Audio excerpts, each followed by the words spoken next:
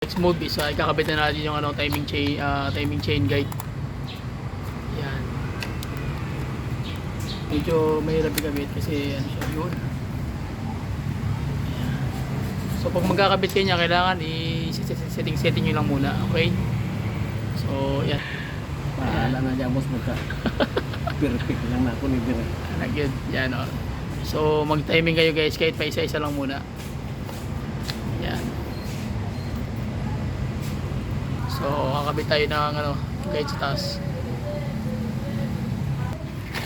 Magkakabit kayo ng guide dito guys, kailangan mabasa nyo yung number or letra nakaharap sa inyo. Yan. Sige, salpak ko muna. So dito naman ang ikakabit natin. Yan. Kamay lang muna lahat, saka na lang magigpit pag na-final na lahat ng chain guide. Kuha ka ng otso, Brad. Yan. So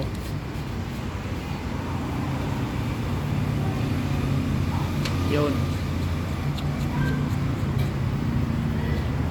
Okay, so set up na. So dito tayo mag-set up sa kabila. Yan ang pinaka-last kay yan higpit yan Kugta na ni? Ako niya na lang, hugutan na tanan. Sabay-sabay yun na lang. Siyempre, putol. Ay, putol. Okay, so dito na tayo sa kanyang chain tooser. Chain guide tooser guys.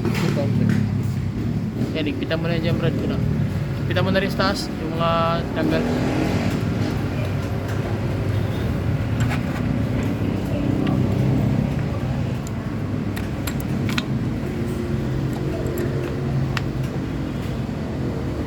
Yun.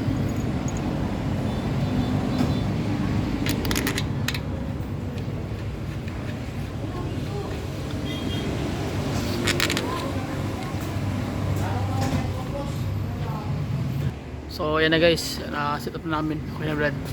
So nakabit na natin, yun na lang, di ba? Sige, mamaya i-set up natin mamaya kung paano yan. Tapos na sila.